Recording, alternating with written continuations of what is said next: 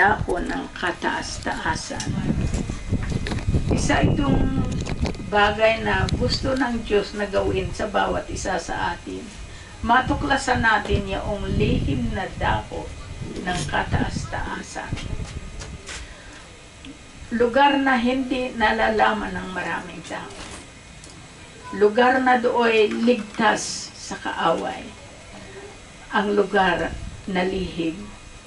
Ang lugar ng pananalangin.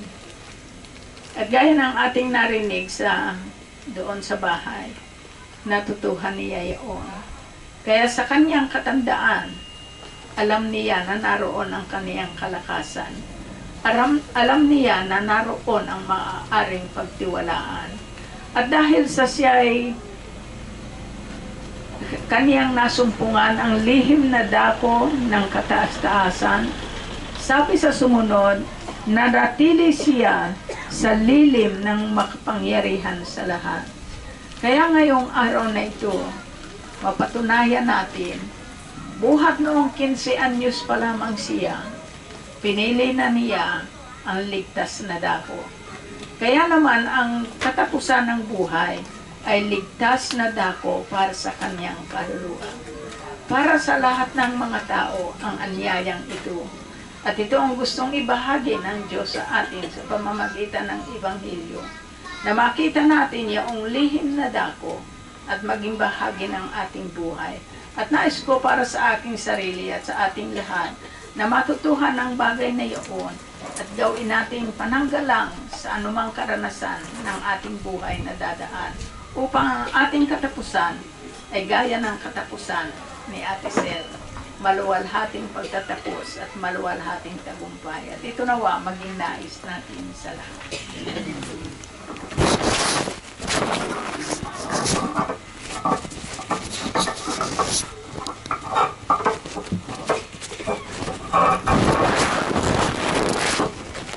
Rinay na po salamat dahil sa pagkakataon may bahagi ako sa paglilibing ni Ate Sel. May kaibahan ang paglilibing ng mga anak ng Diyos kaysa isang alipin ng Diyos.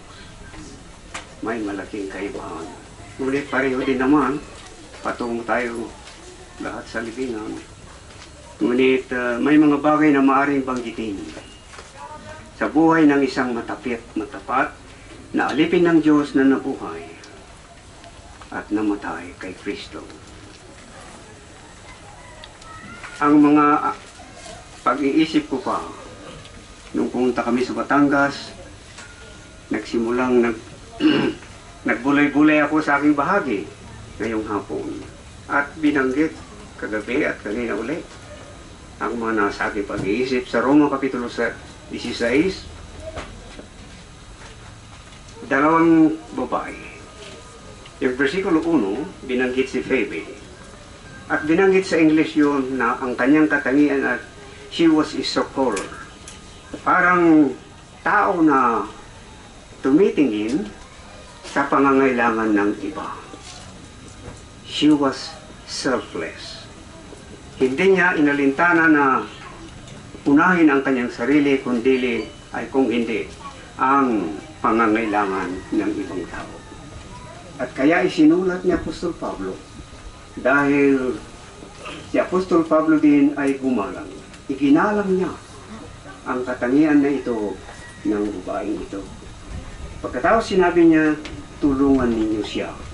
Siguro dumating ang panahon na kagaya ni Ate Sel na hindi na niya magampanan ang kanyang gawain. At siya na tumulong noon ay nangangailangan din naman ngayon ng tulong. At ganito ang nangyari kay Ate Sel at sa mga kapwa niyang alipin na naging katulong niya hanggang sa kanyang kamatayan. Nagpapasalamat tayo dahil natupad ito sa buhay ng ating kaibigan, kapwa mga ngaral, at anak ng Diyos sa buhay na ito. Versikulo 6, binanggit ang pangalan ni Maria, delivering one. Si Maria na nagpagalo. Kukunti lamang ang patutuo sa kanyang buhay, ngunit may kalaliman ang kanyang testimonyo sa harapan ng Diyos. siya ay nagpagal. Sa unsang mga bagay ang kanyang pinagpagalan. Nagpagal siya sa kaligtasan ng mga tao na natulungan sa pamamagitan ng Ebanghelyo. Nagpagal siya upang mapanatili ang pamantayan ng kaharian. He kept the standard of heaven. At maraming pinagpagalan ito si Maria. Alam ng Panginoon yun. Dahil sa kanyang libro ng buhay, nasusulat ang lahat ng mga ginawa ng bawat isa sa atin. Pagkatapos sa aking pagbulay-bulay, doon, itong dalawang babaeng ito, ay masusumpungan din natin ang isang babae dito sa mga awit, Kapitulo 45. Ang kapitulong ito ay maaaring sabihin, naging kasaysayan din ng ating Panginoong Jesucristo. Dahil makikita natin dito kung paano nagsimula ang babaeng ito sa pangangaral ng Ebanghelyo. Nagsimula ang babaeng ito. Pero bago siya nagsimula, gaya ng ating narinig kanina, na nakinig siya muna ng Ebanghelyo sa mga iba.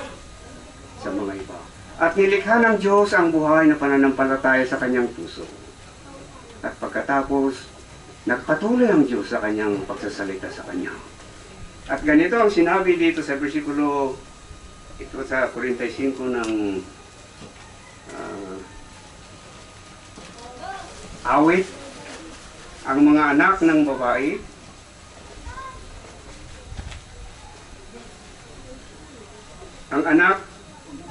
ang mga anak na babae ng hari ay nangasagit na ng iyang marangal na babae. Ang mga anak ng mga babae ng hari ay nasa gitna ng marangal na babae. Merong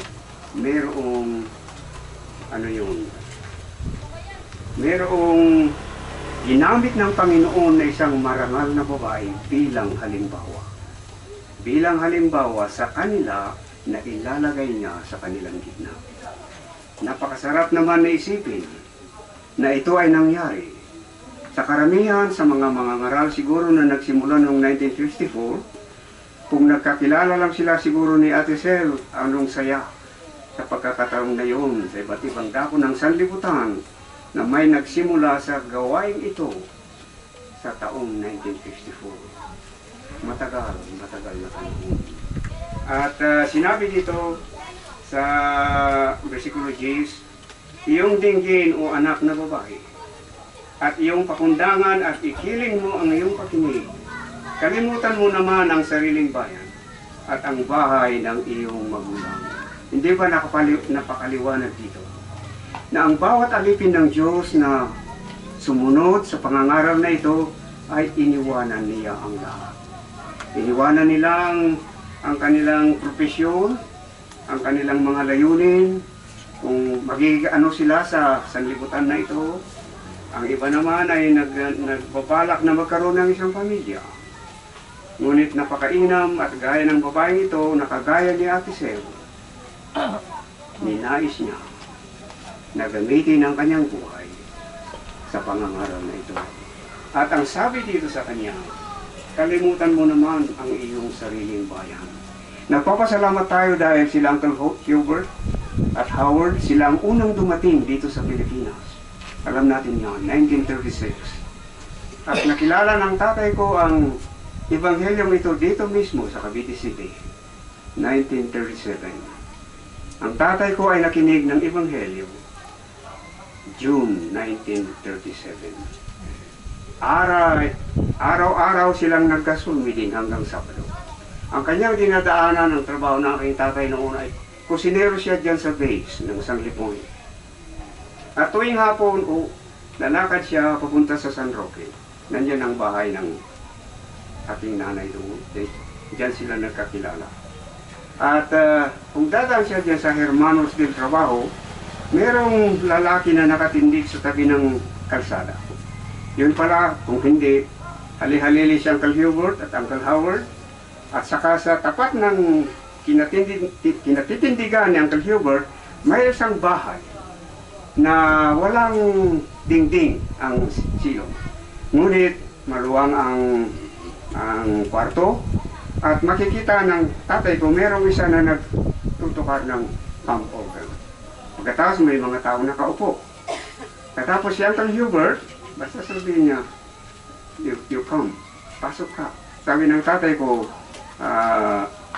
ano ito? Pagpapahayag ng Ebanghelyo, kung gusto mong makinig. Sa pagkakataon na yun, pinahayag ng aking tatay na siya ay membro ng Presbyterian Church dito sa Cavite City. At nag-aaral sila sa Ebanghelyo. Una, napag-aralan nila paano sinugo ni Jesus ang kanyang mga alagad. Dala-dalawa. Di ba sinabi doon, dala-dalawa. Tinanong ng tatay ko ito sa kanilang pastor. At alam niyo ang sagot niya sa tatay ko, noon, panahon lang ni Jesus yan. Wala na. Nasumpungan ng tatay ko itong versikulong John ay Hebrews chapter 13, verse 8, si Hesus Kristo kahapon, ngayon at magpakailanman. Sabi uli ng kanilang pastor, noon pa yan nangyari. Wala na yan. Pero nasa puso ng aking tatay na ang kanyang sinamahan na pagtuturo dito sa sanlibutan ay hindi tukma sa nasusulat sa New Testament. Pagkatapos, ikalawang kinabukasan ulit, pag-uwi ng aking tatay, si Uncle Howard naman ang nakatindig dito. Pagkatapos, lahat ng tao na dumadaan, inanyayahan. Pero sa maikling istorya, 3 beses yung pinag-aralan ng aking tatay na patunayan niya na ang pagsimba na totoo ay sa loob lamang ng isang tahanan. At may mga bersikulo na nasusulat sa Biblia, ang tunay na mga maninimba ay nagkakatipon lamang sila sa isang tahanan. Sinabi uli ng kanilang pastor, noon sa panahon ni Jesus lamang yan, pero ngayon wala na yan. Kailangan ng malaking gusali upang marami tayong maanyayahang mga tao na kagaya muna ng ampalataya. Pero hindi ito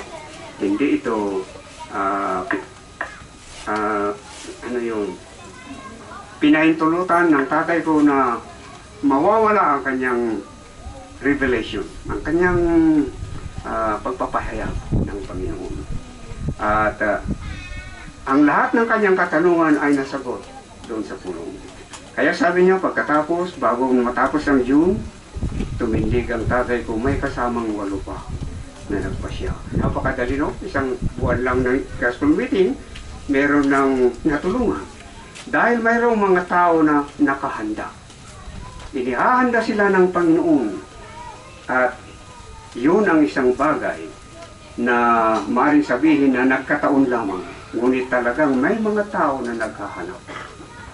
Gaya ng isang awit natin na the seeking soul would always find is seeking Savior. Kung merong manliligtas na naghahanap, meron din yung ililigtas niya na hinahanap siya. At darating ang oras o pagkakataon na magkasalubong yung naghahanap at yung humahanap. Anong saya kung ganito ang mangyayari sa mga buhay ng mga tao hanggang ngayon. Ang mga naghahanap, kung tunay silang naghahanap ay hindi pagkakait ng Diyos, ng Panginoon ang kanyang katotohanan. At ito ang simula ng paglilingkod ng aking tatay. At siyempre, lumipat sila doon sa Baguio at nakilala ko rin si Ate Celia nung maliliit pa kami. Umakyat sila paminsan-minsan doon sa amin, hindi naman regular yan, kasi kukunti pa noon ang mga workers. Kaya tinatandaan nila kung sino yung mga dadalawin nila sa Baguio. At siyempre isa sa aking pamilya ang kanilang dinadalaw. At natatandaan ko yun sa aking musmus na pag-iisip. 2 mga araw. At ang aking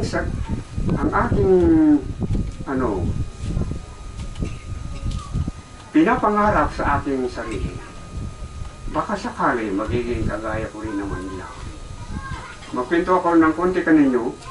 Pagkatapos sumunod yung dalawang worker ni kapatid ng Uncle Hubert, si Uncle Howard, si Auntie Dorothy, at saka si Auntie May. Dumating sila. Isang araw, nagkasakit si Auntie Dorothy at binalak ng magkapatid na ito na umakyat doon sa amin. Pagkatapos nung umakyat sila doon, umakyat si Auntie Dorothy, tumira siya doon sa aming bahay. Siyempre ang aming bahay, yero, tumutulo ang hamog dahil napakalamig talaga. Napalibutan ng mga pine tree. At sa araw na nandun si Auntie Dorothy ay ipinanganak ako. Si Auntie Dorothy ay nandoon at sabi niya sa akin, nanay, could I give this little baby back? Pwede bang paliguan ko ang maliit na batang ito? Kaya nilagay niya ako sa kanyang palad na ganito at niliguan niya ako ng mainit na tubig. Katapos, alam niyo sabi niya, nagbulong siya, narinig ang aking nanay. Maybe this baby will be in the world someday. Yan ang kanyang panalangin. Maybe this little baby would be in the world someday. Hindi ko alam na meron na palang nananalangin mula nang ako'y isinilang ng isang mga ngaral na babae. At alam ninyo talagang excited ako nung sinabi nila na darating si Auntie Dorothy. 1991 ito, yan kami kila Dorothy. At sabi ni Dorothy nung nagbabas kami doon sa likod, Roel, darating at nandito na si Auntie Dorothy, you come down. Kasama ko si Adonis. Bumaba ako at nagkasalubong kami doon sa pintuan. At sabi niya sa akin, sabi ko sa kanya, I am Rogelio. Pagkatapos, iniunat din niya ang kanyang kamay, sabi niya, I am Dorothy. Sabi niya, you are the one. Kasi sabi ko, what do you mean? What do you mean that you are the one? Sinabi niya sa akin, you know, when you were born, the day that you were born, I give you back. And I prayed to the Lord that maybe this little baby would be to the work someday. Ever since that time, she said, I have prayed for you.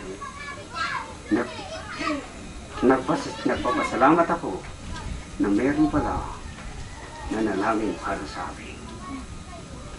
Isang alipin ng Diyos na binigyan ng lakas. Pagkakataon na mapasa amin doon sa Baguio, at ito ang aking ipinagpapasalamat. Kaya nung punta ko sa Amerika, hinanap ko yung kanyang libingan. Kita ko yung libingan. At saka ang libingan ni Auntie May doon sa Washington. Nagpapasalamat tayo dahil mayroon tayong kaugnayan sa mga alipin ng Diyos sa ating buhay. Hindi natin makakalimutan. Dahil binanggit dito pa sa isang versikulo 11, sa gayoy na nasahin ng hari ang iyong kagandahan. Nang pumasok si Ate Sel, kaya ng babae ito, ang gustong makita ng Panginoon ang kagandahan ng langit. Ang kagandahan ng langit. Ang espiritu ng langit. Ang kababaan ng langit. Na siyang bumabalot sa buhay ng bawat alipin niya dito sa sanlibutan. At ang isa pang bagay na binanggit niya dito, sapagkat siya iyong Panginoon at sumamba ka sa Kanya. Tayo, pagkatapos sinabi niya ng ganito, na ang anak na babae ng Tiro ay dudoon na may kaloob. Pati ng mayaman ng gitna, iyong bayan ay mamamanhi sa iyong linap. Anong sabi niya dito, pati ang mayaman sa gitna, sa iyong bayan ay mamamanhi sa iyong linap. May mga kaibigan tayo na mayroong mabuting kalagayan sa buhay na ito. Kung maaari nilang tangkilikin ang ganung pag-aari sa kanilang buhay, ay at hindi nila nakilala ang katotohanan, iiwanan din nila ang lahat nito sa buhay na ito. Ngunit, at merong mga tao na may kakayahan sa buhay naman at pinasasalamatan natin sila at sila ay kapatid natin sa pananampalataya. Ginagamit nila ang kanilang mga resources upang ang kaharian ay mapatatawag dito sa sanglibutan. At upang makapagpatuloy naman ang mga alipin niya o mga lingkod niya na nagpapatuloy sa daan ng katotohanan. Katapos sunod nga bersikulo, ang anak ng babae ng hari, totoong maluwalhati sa bahay-hari. Kung tanungin ninyo ang mga haral, ano ang inyong pakiramdam? Kayo ba'y nasisiyahan? May kagalakan sa tahanan ng Panginoon. Ang lahat naman ay siguro sa sagot nasisiyahan. Kaya makikita ninyo sa ating gitna, sila na nagpaunlak sa anyaya ng Panginoon. Pagkatapos, inilagay sa kanilang mga puso ang kagalakan. Gaya nang narinig natin kagabi, ang kagalakan ay ang iyong kalakasan. The joy of the Lord is your strength. Ginagamit nila ang kanilang lakas na may kagalakan sa loob ng tahanan ng hari. Meron pang mga ibang sinabi niya dito, at ang mga dalaga na kanyang kasama ay nagsisisunod sa kanya. Ilan ang naging kasama ni Ate Sel? Mula 1954 hanggang 2025. Bilangin ninyo sa binigay nilang listahan sa inyo. Sinabi dito, ang mga dalaga ay nagsisisunod sila sa kanya. Naging mabuting halimbawa siya. At itong isang mga ral na, kung hindi ako nagkakamali, hindi yata na hospital. Maingat siya sa kanyang sarili. Iningatan niya ang kanyang kalusugan. At siyempre sa aming mga pangangaral, kahit saan kami, kung ano ang idudulot ng mga kaibigan namin na kakainin, walang magrereklamo. Kainin mo lahat kung ano ang ihahanda ng mga kaibigan. Nagpapasalamat tayo dahil doon na binibigyan tayo ng Panginoon ng kalusugan na maaari natin gamitin sa paraan hindi para sa ating sarili, kundi para sa iba at sa kanila na nagtitiwala sa atin, sa ating pagpapatuloy na sila'y ating aalagaan na may katapatan. Pakainin sila sa kapanahunan. Pagkatapos sinabi niya dito na meron siyang binanggit dito na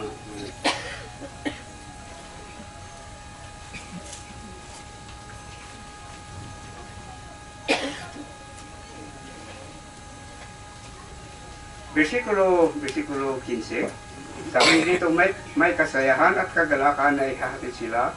Sila ay magsisipasok sa bahay-hari. Sa halip ng iyong mga magulang ay ang iyong mga anak, na siya ang gagawing mga pangulo sa buong lupa. Gaya ng narinig natin, ang mga alipin ng Diyos ay hindi nagkaroon ng asawa. Wala silang anak sa natural. Kayo na may asawa na, meron kayong mga anak. Ngunit alam ninyo ang mga ngaral na kagaya.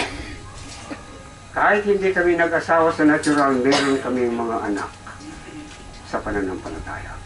Nagagalak ako dahil sa aking pangangaral ay merong naging anak ko sa pananampalataya. At ito ang nagbibigay ng kagalakan din sa akin na ang mga nagpapasya sa ating mga gospel meeting, maaaring maghanap sila ng kanilang kaparehas sa buhay na ito, at karaniwan ay sumasangguni sila sa mga workers. Kung nararapat ba ito na magiging kapares ko sa buhay na ito. Salamat naman kung nagtatanong sila, maaari natin silang payuhan na piliin sana nila yung isang tao na may pagpapahalaga sa mga bagay ng langit. Taong may pananampalataya sa mga salita ng Diyos. Tao na may espiritong kababaan upang silang dalawa ay kagaya ng binanggit sa Amos Kapitulo 3, versikulo 3, can two walk together unless they agree? Magkakuyog ba? Magkasama ba ang dalawa kung hindi sila magkaintindihan? Gaya ng bisikleta, no? Dalawang gulong yan. Kung ang isa flat, yung isa hindi ito kailangan parehas. Nagpapasalamat tayo dahil ito ang layunin ng Panginoon na pagsabayin ang dalawa sa direksyon na kanilang pagtitunguhan. Hindi sabihin dito na magkakanak kayo ng mga tao na magiging pangulo ng lupa. At mayroong mga na laman ko ng mga kaibigan natin na namatay ang kanilang overseer, ay namatay ang kanilang matanda sa iglesia at nangangailangan ang kapalit. At pagkatapos mayroong nagsabi, siya yung mag-asawa dyan sa likod. Mayroong mga iba silang mag-asawa, napakainam naman makita niyo sunod-sunod sila. Pero yung mas matagal ng konti at matatag ang kanyang mga pasya at ang kanyang mga bahagi at mapagpatuloy din silang mag-asawa. Karapat dapat sila na punuin yung lugar ng isang matanda sa iglesia. At ang kanilang tahanan naman ay karapat dapat na doon magkakatipon. Kaya may mga posibilidad sa mga kabataan natin gaya ng ating narinig kagabi kay Renante. Kung hindi ikaw tatawagin ng Panginoon, manalangin kang mainam sa Panginoon at ituro sa iyo na piliin mo. Kung ikaw man, hindi naman masama na magkaroon ka ng pamilya, hindi masama. Pero pipiliin mo yung isang tao na kaparehas mo. Kaparehas mo pag-iisip, layunin, at tungkulin sa buhay. Magtulungan kayo sa dalawa na sa pagpapalaki sa mga bata. At sinabi ng ganito pa sa huling bersikulo, aking ipaalaala ang iyong pangalan sa lahat ng salit-saling lahi, kaya't ang mga bayan ay magpapasalamat sa iyo magpakailanman. Aking ipakikilala ang iyong pangalan. Si Ate Sel, buong Pilipinas, kilala siya ng ating mga kaibigan. Naalaala ko si Tatay Kikoy, nung dumalo ng convention natin sa Cavite, di ba ang kanyang testimonyo? Na una nagnais silang pumunta sa Cavite pero nahadlangan. Sabi niya, almost nakarating sila. Nang nakarating sila doon, nagpatuto siya. Sabi niya, Celia Dupaya, my mother in the faith. Bill Hunter, my father in the faith. Ganoon ang kanyang patuto, yun lang ang binanggit niya at totoo naman. Dahil hindi niya malimutan kailanman si Ate Celia. Nangaral siya doon sa Mindanao ng maraming taon. Hindi niya nalimutan si Uncle Bill dahil nangaral din doon. Alam niyo ang isang bagay na aking I covet the spirit of Uncle Bill. Nakasama kami din doon sa Ilocos Norte noon. At 5 taon lang sana siya doon pero humingi pa siya ng 1 taon. Kaya nadagdagan ang iglesia sa Pasukin. Merong 5 iglesia noon. Marami. Pagkatapos, alam niyo, kung magtatanong kayo sa mga kaibigan ngayon, ano ang nagsalita sa inyo nang nangaral si Uncle Bill dito? Sabi nila kung minsan hindi masyadong maintindihan ang kanyang Ilocano. Binabasa niya, hindi masyadong, ngunit ang nagsalita sa amin ang kanyang espiritu. Ito ay isang alaala ng isang alipin ng Diyos na napakainam na mapasa atin din naman. At ito ang espiritu ng babaeng ito. Kaya sabi niya ang kanyang pangalan ay ipaalaala magpakailanman. Maalaala natin siya sa maraming beses. At kung makikita natin na mayroong tao, mayroong isang alipin ng Diyos na ang espiritu niya ay kagaya ni Ate Sel, parang nabuhay ulit si Ate Sel. Buhay na naman dahil nakita ko ang katangian niya. Ang isang bagay sa mga alipin ng Diyos, hindi kanila ang mga tupa. Ito ay tupa ng Panginoon. Nang tinanong ni Jesus si Pedro, Pedro, iniibig mo ba ako? Anong sabi ni Pedro? Opo, Panginoon, iniibig ko ikaw. Anong sabi niya? Alagaan mo ang aking mga kordero. Pagkatapos pakainin mo. Kahit hindi nagpasya sana sa ating gospel meeting, yan ang isang bagay din na aking napansin kong minsan. Hindi sana natin itatangi mga workers na magtatangi sa mga kaibigan natin. Kung hindi nagpasya sa iyong misyon, pareho ang iyong pagtagad sana sa kanila. Hindi mo uunahin lagi yung nagpasya sa iyong pulo. Kung halimbawa ganyan. Pero sa pagpapakain, karnero sila ng Panginoon, hindi iyong karnero. Ikaw lamang ay binigyan ng katungkulin upang pakainin, upang alagaan. Pinatunayan ni Pedro ito sa mga gawa. Nang siya ay bumalik si Jesus doon sa langit, naging matatag, naging matibay na poste, buhaligi si Pedro sa ministeryong ito. Tulungan nawa tayo ng Panginoon na bigyan natin ng pagpapahalaga itong mga salita ng Diyos na humihipo sa ating mga puso. Nagpapasalamat ako na hanggang ngayon, meron ding mga nagpasya sa aming mga pulong sa aking kasama na nagpapatuloy at meron silang tahanan na ginagamit ng Panginoon. Ngunit ako'y nagpapasalamat na mayroon din naman pumasok sa gawang ito. At ito ay isang bagay na makakapag-encourage, makapagbibigay lakas ng loob upang magpatuloy ang bawat isa sa amin, at kailangan din namin ang inyong mga dalangin. Hinihingi namin sa inyo, idalangin sa inyo kami. Gaya ng aming pagdalangin sa inyong lahat, na sana tayong lahat ay makapagpatuloy na may pagtatapat hanggang sa katapusan. Alam natin na hindi natin alam kung anong bukas. Ngunit gusto kong sinabi ng isang worker noon, if we face this day as if it is our last day, nakahanda tayo. Kung haharapin natin ang bagong araw na ito, na baka sakaling ito ang huling araw ko sa buhay na ito, gagawin mo ang lahat upang masiguro ang iyong kaligtasan. Sa katapusan, gusto kong magkwento lang ng konti sa aking karanasan doon sa Ireland. Meron isang matandang worker na napaka-bait. May nagsimulang worker sa kanya, mga 3 years lang sa work. Katapos sabi ng worker na ito, we're going to visit in the farm.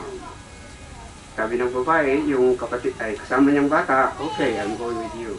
Sasama ko sa iyo. Pagkatapos nakita niya na ang kanyang kasamang babae ay may inilagay siyang Bible sa kanyang maliit na bag. Ilagay niya ang kanyang Bible, maliit na himbo. Pagkatapos naglagay ng dalawang biscuit, gaya ng skyflex. Pagkatapos naglagay siya ng isang maliit na buti ng tubig. Pagkatapos inilagay niya ang kanyang payong at naglagay siya ng kunting sinsilyo. Sabi ng bata sa kanya, do you need those? Kailangan ba natin? Yes, you will soon realize that we need it. Sabi ng matanda. Katapos, what do you call that bag? Sabi ng kasama niyang bata, sabi, this is a bag that I call it just in case. Baka sakali. Kaya they walk, papunta sa farm, siyempre naghihintay sila ng walang sasakyan, siyempre sa farm, malaking kalsada, walang maraming sasakyan. Yung may-ari lang ang makikita nila.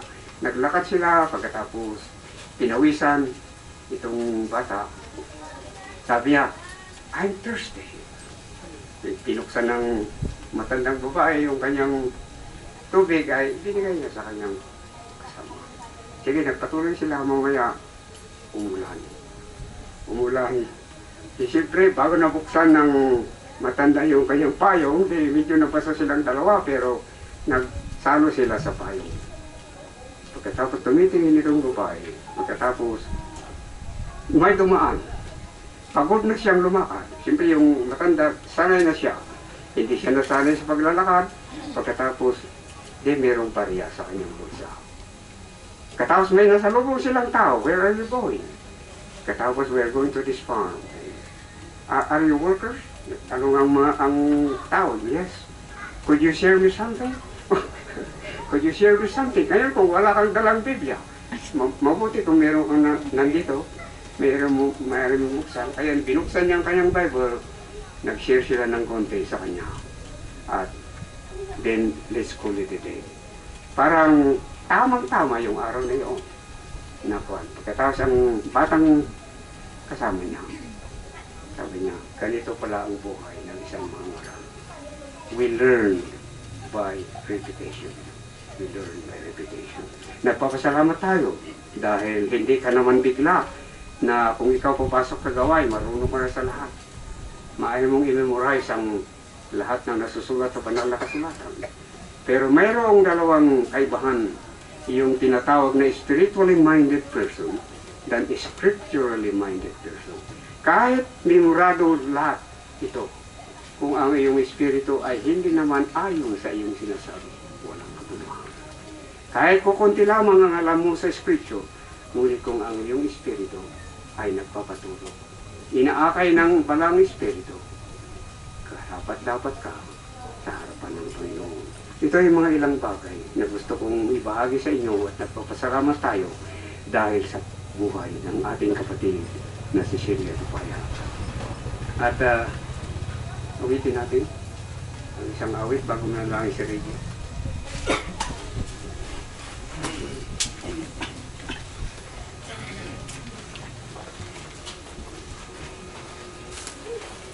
$190.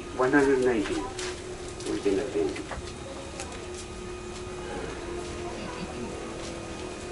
O magpatuloy kang kasama ni Jesus, may galak na tumatani masama sa gitna ng sala, dinggin ang tinig niya na nagsasabi, umaya ka, hindi ka iiwan, ang wika ni Jesus, siyang dumanas ng maraming kahirapan. Ako ay sasama sa iyo palagi, maging sa dilim o liwanag man. Walang tumutulong katulad ni Jesus, at mag-iingat sa'yo sa sanlibutan. Ika'y akayin hanggang managin mo ang di kukupas na kayamanan. O magpatuloy kang kasama ni Jesus sa dakilang laban ng iyong sinimulan. Nabibilang ka sa mga hinirang niya, laging tapat at maasahan.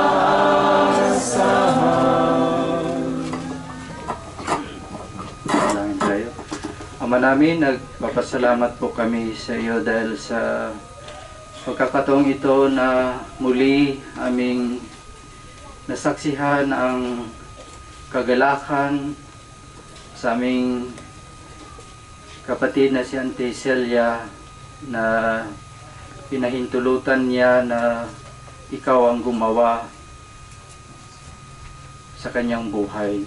Nagpapasalamat kami dahil sa sinimulan mo itong gawa na ito, dakilang gawa na ito, alang-alang sa mga kaluluwa ng mga tao, at tinapos mo din ito sa pamamagitan ng niyang katapatan.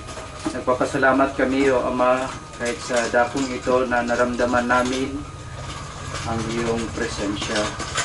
Naway tulungan kami na magkaroon ng kapayapaan at dalhin namin ang kapayapaan na ito na galing sa iyo mula sa dakong ito. Nagpapasalamat kami na ikaw ang nakakaalam ng aming mga pangangailangan at nakakaalam ng aming kinabukasan, at naway tulungan kami na magkaroon lamang ng isang puso na matapat sa dako na pinaglagyan mo sa amin. Naway tulungan kami na sa araw-araw ang aming oo ay sa iyo upang magamit mo ang aming buhay alang-alang sa iyong kaharian. Patuloy nawa, O Diyos, ang iyong banal na Espiritu. Talaga tayo ng Diyos. At nagpapasalamat ako sa mga workers, brothers and sisters alike. Dahil sa nakita ko na pagmamalasakit nila kay Ate Sel, sa pag-ibig nila kay Ate Sel, sa paggalang nila kay Ate Sel. Napakaganda. At maraming salamat sa lahat sa inyo, lalo na sa kanila na nanggaling pa sa malayo. Dahil sa inyong matatawag na sakripisyo. Ngunit kayo, hindi nyo binibilang na sakripisyo yun, kundi pag-ibig ang gumagawa sa inyong mga puso. Maraming salamat buhat sa aming pamilya.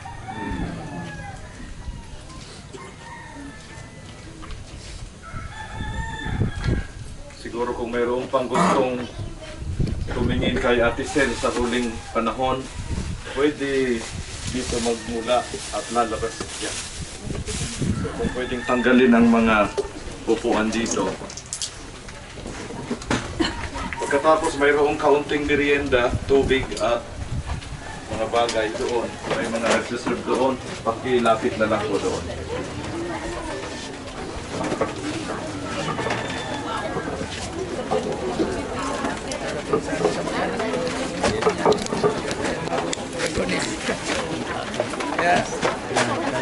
Age difference, one family, walang grandchildren ng both.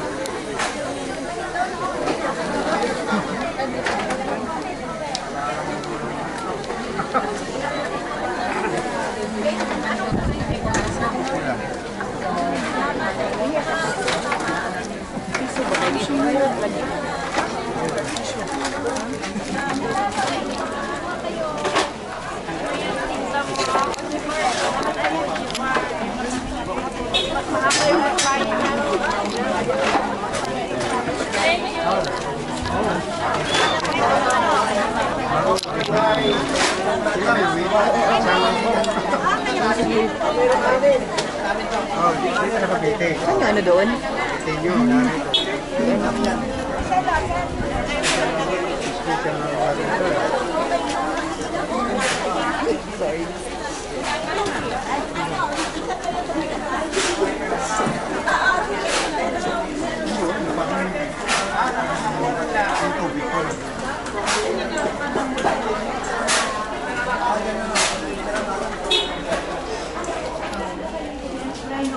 Ano?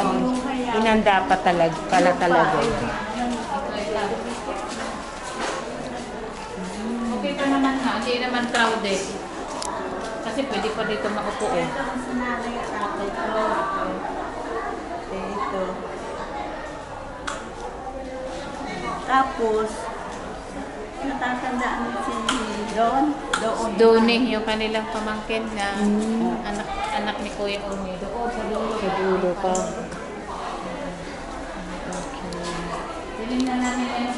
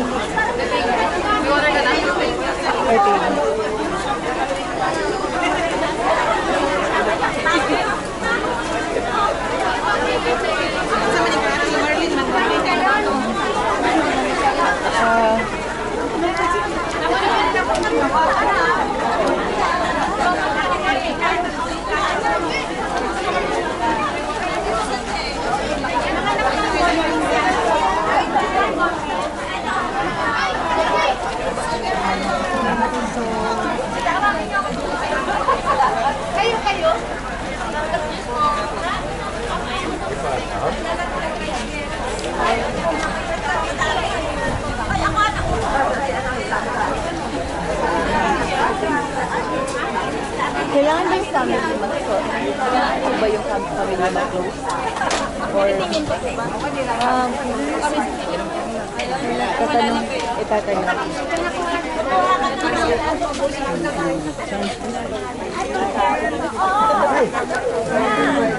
Let, telephone naman na ayaw maniwala. Akala ko dyan. Wala na daw po. Hi! Sino pa ang gusto ko tingin? Ay, wala lang titingin. Hindi na kayo titingin. Yan. Ate Doti. Yes. Teka. Titingin mo na. Kasi ito, hawak ko.